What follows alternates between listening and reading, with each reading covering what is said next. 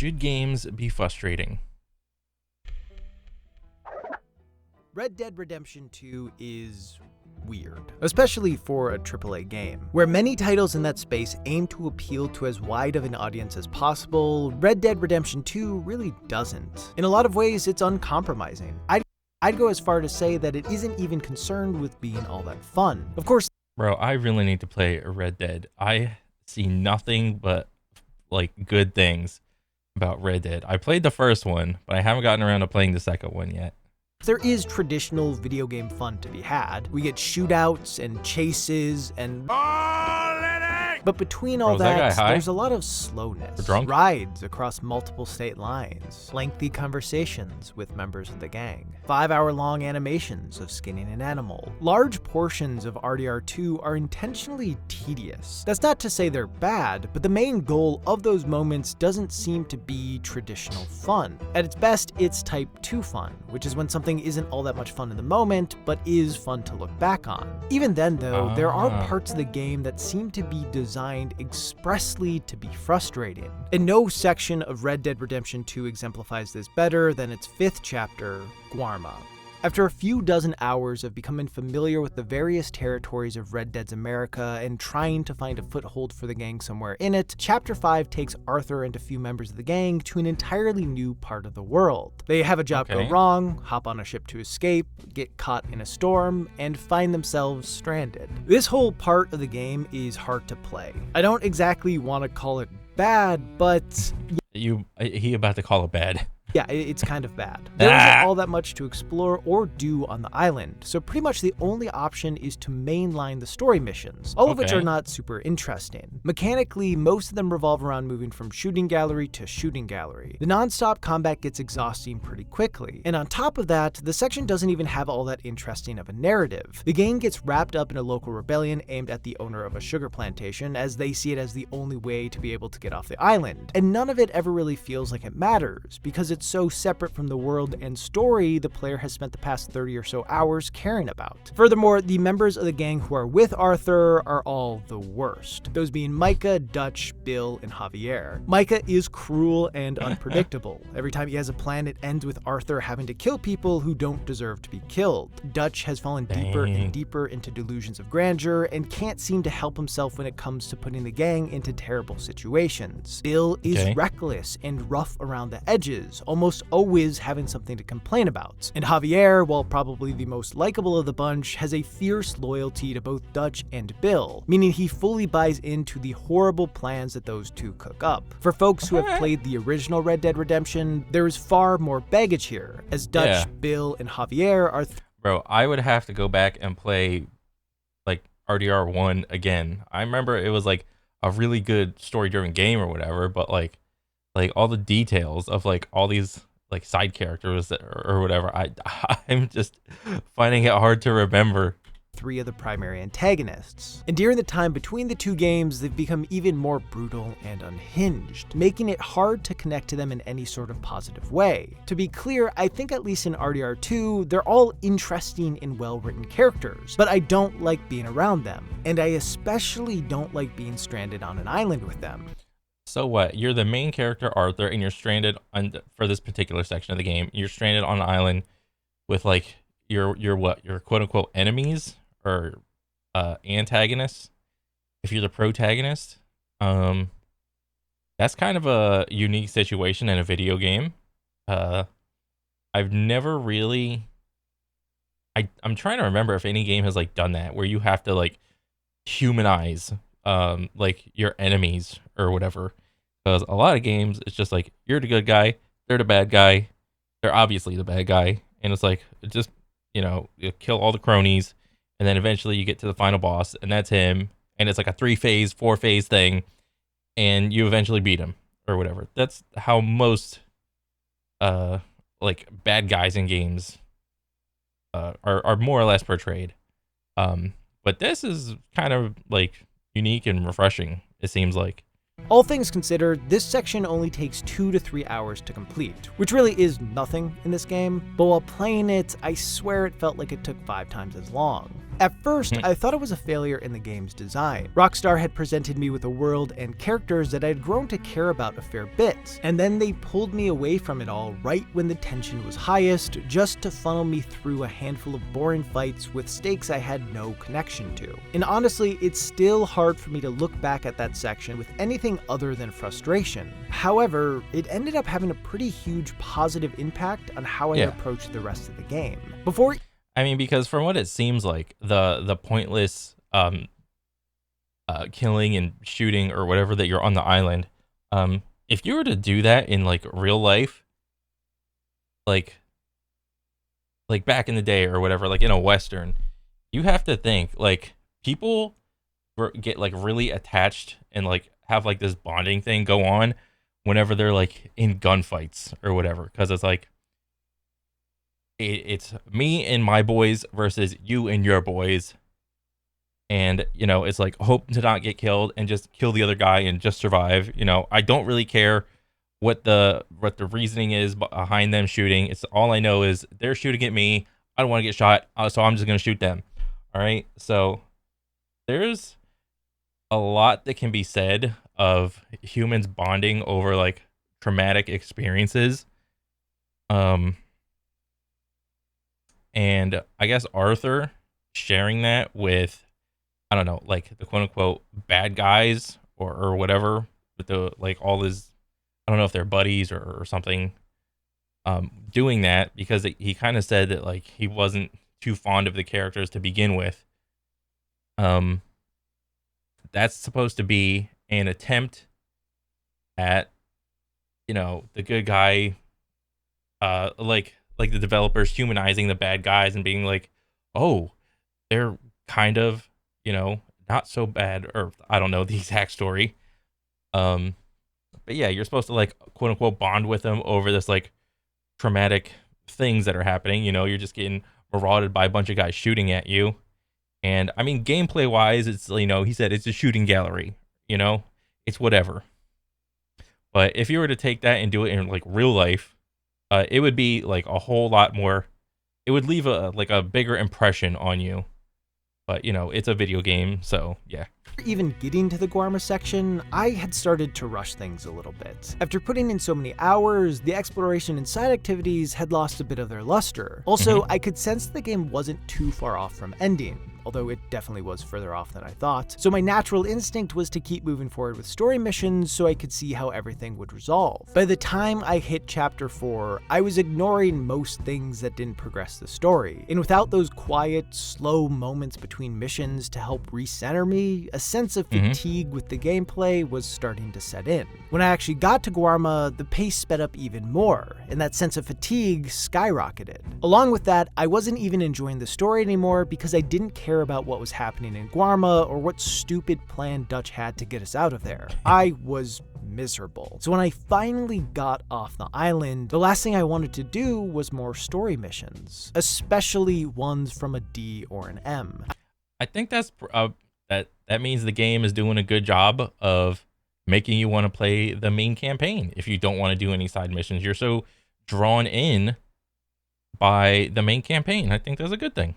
I needed a break from the constant grind of dealing with Dutch's bullshit. So after reuniting with the members of the gang I cared about, I went off to do my own thing. I explored the land again for the fun of doing it. I met new people for Arthur to befriend. I took a breath for the first time in what felt like a dozen hours. And I started to have fun again. Mostly the Type 2 kind still, but either way, I was enjoying taking things slow again. Honestly, more than I ever had before. Chapter 6 of Red Dead Redemption 2 is all about self-reflection. It has Arthur questioning what matters, and for the chapter to work, I think it's very important for players to take their time with it, to soak in the world that is so easy to just ride through, to engage with the things that you've started to take for granted after countless hours of playtime. That is how I experienced the chapter, and it's honestly one of my favorite sections of any game ever. I can pretty confidently say that if it weren't for how much much I hated playing through the one before it, I would not have approached it in the same way. Guarma made me aware of how tiring my approach to the game had become, and it disrupted the pattern I had fallen into. This led to my playstyle shifting in a way that mirrored the themes being presented in Chapter 6, making everything hit harder. When looking at the use of frustration to highlight certain themes or playstyles, things get a bit murky. For starters, when looking at these moments, it can be tough to tell what is an intentional choice by developers to try to elicit a certain response from players, and what is just flawed game design that inadvertently works for some folks. Unless the devs come out and say what their intention was, it's pretty much all guesswork. Yeah. Additionally, there's an argument. I mean, they don't have to come out and say what the intention was.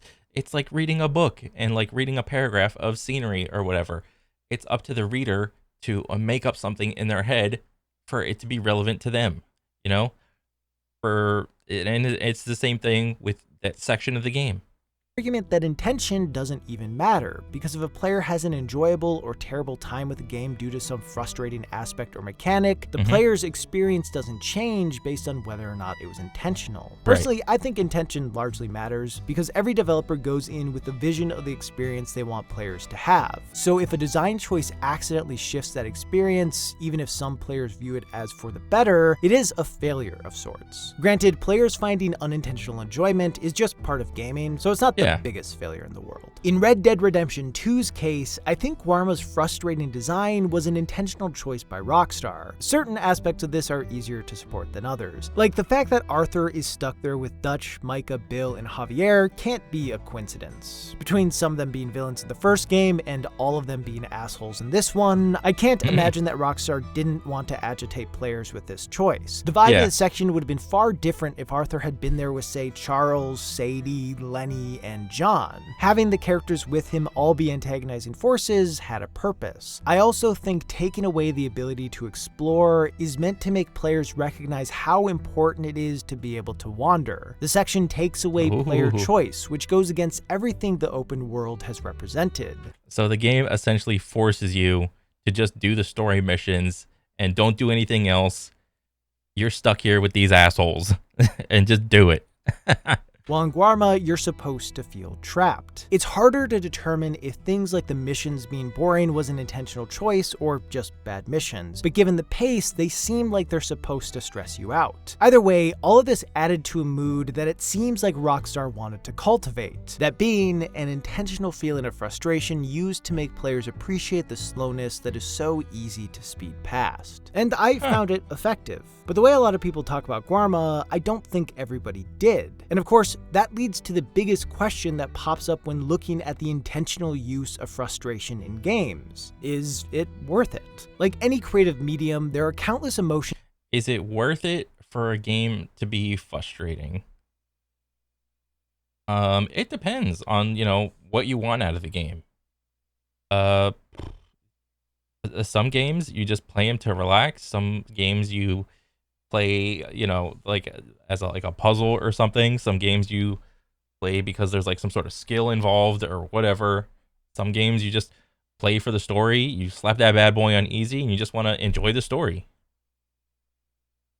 Games can evoke from players, and frustration is one of the most powerful that a title can tap into. For those willing to push through the frustration and come out the other side better for it, it can create a massive emotional connection between the player and the game. One of the most obvious examples of this is Dark Souls, which has bred a community of die-hard fans through the shared experience of suffering. They trudged their way through trapped corridors and poisonous swamps. They clawed through each area, learning how to get past enemies without losing all of their heals. They bashed their heads against tough-as-nails boss fights that sometimes just seem unfair. Dang. And eventually... I still haven't played any Dark Souls games because I am too afraid of all of this.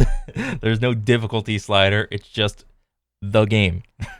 They got good. People love FromSoft not just because their games are well made, but also because players become personally connected to them. Like, I didn't know the true meaning of anger or joy until I fought and later beat Ornstein and Smo for the first time. Dang. All of those hours of frustration players put into the games are rewarded with an incredible sense of relief that is almost addictive.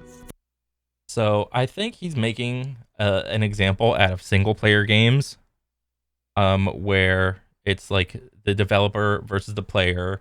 The developer makes a bunch of bosses, and you have like a set skill pattern or whatever, and you have to, just overcome the obstacles that are put in front of you by just like NPCs or whatever. And overcoming frustration against like a computer, I mean, it's good in a way, but I think it's also bad in a way, because at the end of the day, the game was designed to be beaten. You just have to mold your mind and reaction time around the game to overcome the obstacle. For someone to say, I felt a bunch of pride and accomplishment from doing a bunch of one frame links or whatever, it is like it's like all relative. Like how you feel after overcome a boss or something like Dark Souls or whatever. But when it comes to PvP games, there's always going to be like a level of frustration when it's like a player versus a player in video games. Either it's like a shooter, a fighter, or I don't know, like some like RPG type game or whatever, maybe a card game or something. So in that regards, when it comes to like competition between like people, frustration is like a very natural thing. It just happens. And I don't know which one is like, is there a way to say like which one is like a better or worse, or which one is more, I don't know, addictive or something? Yeah. Folks feel linked to the various worlds FromSoft creates partially because they earned their way through them. Of course, the trade-off here is that certain players will have absolutely no interest in playing a game that's centered around being frustrating. While I generally have a high tolerance for dealing with these kinds of aspects in games. Yeah, and I think your tolerance for frustration only grows, depending on how determined you are to overcome the obstacle in front of you, whether it's like beating a boss or beating another player in a game or whatever. Your level of tolerance, or at least I have found, has always gone up, and it's like it has always subsided, because the more frustrated I get with like trying to beat a game or trying to do something, it's like I realize more and more that maybe this is like an older person take, but like the more it's easier to overcome an obstacle once you remove your emotions from it. But you still feel that like you get that dopamine rush after you overcome the thing. So it's like, oh, you're saying that like you have to remove your emotions, but then it's okay to have emotions again because you want the emotions. So it's like it's a weird thing. Like as you're like trying to like climb the mountain, you have to just detach yourself from the emotion. But like once you're at the top, it's like, do you even want it anymore? It's like, okay, I did the thing. And you just look around and you're just like, what's next? So I don't know. I just think that's an interesting thought. Games, there are a handful of titles that I tried my hardest to get into, but just couldn't handle. The most notable being Pathologic 2, which on paper sounds like it should be one of my favorite games ever, but in practice, it made me lose my mind. Every action I took used up valuable time or resources, and I'd go off to do something for a few hours and come back with nothing to show for it except more hunger and exhaustion. It's a game that I want to get through because I envy the way people who adore it talk about it. They hold the experience in such a high regard, and I want that feeling. But anytime I plan to boot it up, I just can't bring myself to do it, as I don't want to deal with the stress. For this reason, a lot of games that seemingly use frustration as a tool to elicit certain player responses end up being extremely polarizing. For every person who buys into the frustrating aspects of a game and connects to the material because of it, there's also someone who finds no benefit in the frustration and walks away without any meaningful payoff. Bro, I did not realize that you could pee and then there's a little meter that goes down saying, okay, you're good. And that can be a really disappointing feeling to experience, especially when it's a $60 game that you thought you'd love. Take The Last Guardian. When people talk about it, there is very little middle ground, because it was a long-awaited follow-up to one of the greatest games of all time. Shadow of the Colossus, my man. And instead of scaling massive beasts in order to take... Bro, when I was a little kid and this game came out, I got so frustrated playing certain bosses. Like, when did this release? Like on the PlayStation 2 or 3, or I can't remember. Oh my god, this was such a good game. I played it like so many times. Like this guy, he's got a tiny little stamina bar or whatever. And I don't know why the stamina bar looks like this, like there's a bar. When I played this shit, it was like a pink circle. You started out with a pink circle, and the more like glowing lizard tails you got like, you ended up having like a massive like pink circle that got like ridiculously huge. But you needed all that stamina because there was an Easter egg in the game where you could climb like the main castle to the tippy top. And there was like some Easter eggs up there with like trees and like some fruits or whatever that would actually, if you ate it, it decreased your stamina, which was like, what the fuck? And then you could, what was it? There, like, once you're at the top of the castle, you could just run across the bridge. And me and my buddy Kyle timed it, and I think it took like somewhere like 15 or 20 minutes, like of riding on the horse to get across the bridge. And once you're across the bridge, you can see like an opening, and you're approaching the opening, and you're just like, oh my god, we're finally gonna get out. What's gonna happen? It's like, nope. You just walk up, and it does like the wind pushing animations, and you just like fall because like the wind is like coming through the crack so like heavily or whatever. You just can't push your way through it, and you always just fall backwards. And it's like, oh, there's outside. It's right there, but I can't get out. I'm stuck in this shithole. But yeah. Take them down in an epic fashion. You spend most of the game waiting for one to understand what you're trying to get it to do. Trico is slow and disobedient and often annoying, but there are these moments where your new giant pet comes through for you in a way you didn't think possible, and it just feels so good. Struggling with the messy controls and seemingly inconsistent AI is what makes The Last Guardian work, because when you figure out how to rely on Trico and have Trico rely on you in spite of all the barriers of communication that get in the way, the struggle starts to feel worth it. It's one of the few games I've played where I felt like I personally bonded with a character. Trico is my pet, and it's impossible to forget that feeling. However, many others walked I have not played The Last Guardian. I probably need to. away from it feeling like it was a janky, dated, disappointing mess. And it's hard for me to say they're wrong, because I do get it. It's just that those frustrating aspects resonated with me in a way they didn't for others. The Last Guardian takes a lot of risks with its tone and mechanics, and those choices didn't pay off for a lot of people. This general philosophy applies to everything in life. Some people like stuff that others don't. Duh. But it is hard to ignore that these kinds of games evoke stronger feelings of love and hatred than ones that don't take the same risks. The most intense example of this I've ever seen came with The Last of Us Part 2. It's a title where huge chunks of people view it as one of the most meaningful games they've ever played, while many others see it as manipulative and poorly written. And certainly some takes have been made in bad faith, but obviously not all of them. The divide is massive, and when I hear people talk about it, it sometimes sounds like everyone played different games. At the center of a lot of love and hate this title gets is the character Abby. And look, it's pretty much impossible to discuss this topic without getting into spoilers, so while I'm not going to ruin everything, okay. I will be going into some major events that happened throughout. The big one being, at the start of the game, Abby kills Joel. And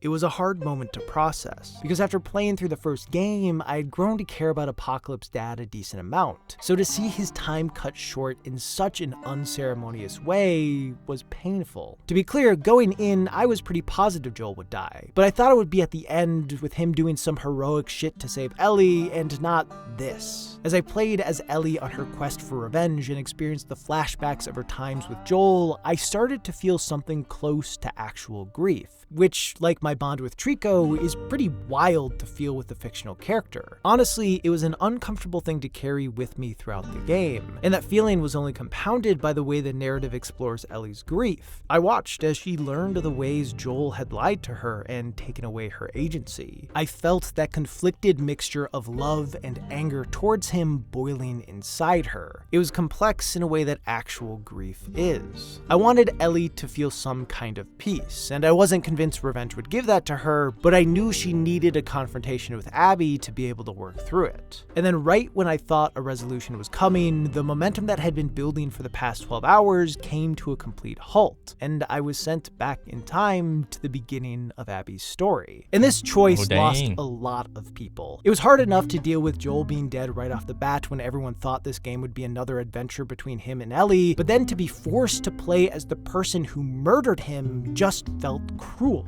And it is. But there's obviously purpose to it. As I watched Abby's story unfold, I began to understand and dang, I think I need to play this because I haven't played this yet. Last of Us? Care about her, partly because she reminded me a bit of Joel. I never forgave her for what she did. In fact, even now, a part of me still hates her for it. But I did understand her. And as I learned about her life, I wanted the best for her. And yeah, narratively it was frustrating to be pulled away from the characters I had grown attached to and then put in the shoes of one I was predisposed to hate. But it opened the door for me to connect to her in a complex way. A major theme in The Last of Us Part 2 is learning to live with someone that you can't forgive. This is primarily explored through Ellie as she tries to navigate her complex feelings towards Joel, who is someone she loves but has also been hurt by. Once Ellie learns of what Joel did in Salt Lake City, something between them breaks. And the idea of forgiving him seems just as impossible as never forgiving him. And then he dies, which completely takes away the chance for the two of them to truly mend their relationship. So Ellie is forced to come to terms with it on her own. These are all like really good adult concepts to just deal with that not a lot of games just, I don't know, interact with or put in their game or whatever. And I think this is good. Which after many missteps, she eventually does. By the end of the game, that's kind of how I felt about Abby. I couldn't forgive her, but by playing as her, I learned how to live with that. It's a complicated player-character relationship, and I found it to be really impactful. I wasn't just shown a major theme of the game, but I was asked to actually experience it, and that's a huge reason why I still think about the story even to this day. The thing is, I don't blame anyone for not enjoying going through that, and it's not surprising that tons of folks didn't make the same emotional connections I did. We all respond to things differently, and certain approaches won't work for everyone. Ultimately, this was how I experienced the game, and no amount of discussion will get someone else to retroactively experience it in the same way I did. And given that it was made in a way that inherently led to such a divisive response, it brings me back to the original question. Is it worth it for games to include intentionally frustrating design? And of course, there are a lot of ways to look at it. I think scale matters a fair bit. For instance, the vast majority of games that center around using frustration as a mechanic are indie titles, and this largely works as they're aiming to appeal to a niche audience who would be into that sort of thing. So in that case, the easy answer is yes. Obviously. Things get a bit muddier when looking at bigger titles though. From a consumer standpoint, a studio putting out a game with an established fan base and then adding elements that will knowingly agitate a sizable portion of folks who buy it is a tough look. Red Dead Redemption 2 doesn't draw nearly as much anger as The Last of Us Part 2, but both have caught a lot of flack for being so uncompromising in their vision. They are unafraid to leave people who don't buy in behind. And for those who have enjoyed previous work they've done, I imagine that feels bad, especially when they're spending money. From a developer standpoint, putting out a game that is the exact one you wanted to make seems incredible. Most games, especially AAA titles that cost a lot to make, have to compromise to the mass market. And yeah, the thing with AAA games is like you're never going to get anything like deep or whatever. It's always going to be like actiony gameplay and not a lot of, I don't know, maybe emotional depth or whatever.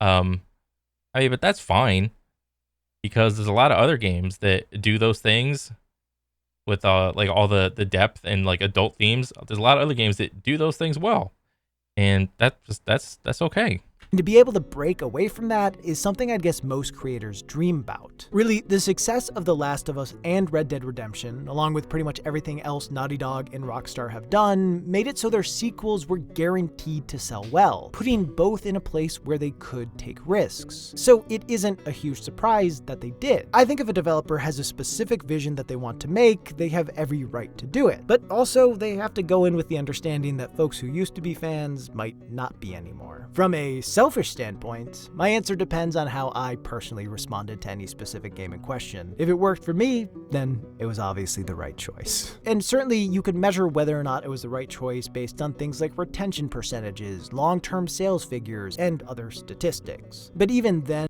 yeah, there's a lot of like bullet points or statistics, like he said, that can indicate whether a game is like a good or bad, but like you kind of can't go off of those, because let's say a game can't retain like a player base or something, like I don't know, like maybe we'll do RDR2 or whatever. Like when the game came out or whatever, X amount of players played it, and I think, I don't remember, like I think on Steam there was like you could see the concurrent players, and there's naturally just going to be like a percent of players that they just fall off. That's a natural thing. But what's going to be odd is if it dips like more, if like the dip is like more steep than normal, then that would indicate like something is wrong with the game. Either there's too many bugs, or story sucks, maybe players are getting too frustrated, or whatever. But I don't think that it's not that great of an indicator of whether or not the game is good or bad. And there are so many different definitions of success, making it hard to fully pin down. So the answer to the question is a somewhat unsatisfying, I don't know. It depends on what's important to you. To be clear, if you think something is poorly designed, it's all gonna depend on what you think is important to you in a video game and what you want out of a video game. So like for me, like I still have like grinding like an aim trainer called Kovacs, and it's all you do is like you click dots and you track cylinders, more or less. That's all you do. It's very simple. But essentially it's you versus yourself, and there's like a ladder, like a leaderboard. But yeah, that's all it is. There's not really a lot of emotional investment or whatever, because it's just dots and like you're clicking on shapes and whatnot. And to try to go and get a good score on a scenario takes it's really hard, especially if you're not good at it and you're doing it for like the first time, or if the score you're chasing is just really hard. It's like a top 1% score or something like that. It could be like increasingly hard. So it's a different kind of frustration, because you can only get frustrated with yourself because you're not performing a skill correctly. But that's what I like to play. Just me versus myself. Or written, you shouldn't excuse it just because it worked for other players or was an intentional choice by the developers. However, I think there's a lot of value in trying to understand why people both love and hate a specific thing, and that often takes examining those aspects. Personally, I think frustration is a very valuable tool, and I'm interested to see developers continue to experiment with. Frustration is a valuable tool up until a point, and then you need to just ignore the frustration and continue on with your desired goal. That's what I think. Frustration is like, I mean, it's an emotion or whatever. Like if you're trying to do a boss and you're like 10, 20, 30 tries or however many tries into like doing a boss, it's okay to get frustrated in the beginning, but that's only if you're not like actively trying to like get better at doing like a boss or something, or trying to get a score. That's like an initial knee-jerk reaction to an event or something that you're trying to like overcome. But after a while, like I said, for like a video game, it's like it's only a matter of time before your skill and reaction time are going to catch up with like the desired outcome that you're looking for. It's only a matter of time. You just have to keep pushing through all the bullshit. All right, that's all it is. With incorporating it, as it can create such a powerful connection between the player and the game. I just hope that the next game I play that uses it works for me. Right. Most of this video focused on bigger titles that use frustration as a feature, but obviously there's tons of games that do it. So I decided to do an extended discussion where I talk about and recommend a couple indie titles that fall in the same vein over on Nebula. For those unfamiliar, Nebula is a streaming service made and owned by creators. It gives us a place to post our work without having to worry about demonetization or the algorithm, and it gives you all a place to watch some of the best creators out there ad-free. So if you watched this over there instead of this ad, you'd get that extended discussion. The best part is we've partnered with this video sponsor, CuriosityStream, in order to give you what is honestly one of the best deals on the internet. Right now, if you sign up for CuriosityStream, you not only get access to the thousands of incredible documentaries on their site, but you also get a free membership to Nebula for as long as you're signed up for CuriosityStream. Currently, by clicking the link in the description, you can get 26% off, which comes out to less than $15 for the year. On its own, CuriosityStream is awesome. Its library is ever expanding, and there are good documentaries on pretty much every topic you could imagine. I recently watched one called Beer, A Love Story that examines what goes into brewing beer and running a microbrewery. And it was fascinating to hear different stories from brewers as they're That's crazy. I got a microbrewery, or not a microbrewery, just a regular brewery near me. Incredibly passionate about making beer. Anyway, for less than $15 a year, you can get all the great stuff on CuriosityStream, as well as tons of extra content from awesome creators over on Nebula. It's a stupidly incredible deal that helps out creators like me a fair bit, so give it a look. Thanks to CuriosityStream for sponsoring this video. For everyone still watching, thank you so much. This channel is partly made possible because of my patrons, so thank you to all of them, and a special shout out to Elfinrez and William Glenn H for being honorary Bag Butons. I appreciate you. So yeah, have a great day and or night, and I'll see you in the next one. Nice. Yeah, this is a great video. Frustration as a feature. A lot of games just need to have like a little bit of frustration. There's like a sweet spot for it. And that sweet spot is going to be dependent on each person. And for a single game to try to cater to everybody, you know, or at least everybody within a skill curve is really crazy to think about. But yeah, overall, I think it was a great video. I liked it. I want to see more from Roz. And yeah, that's pretty much it. All right, so take it easy.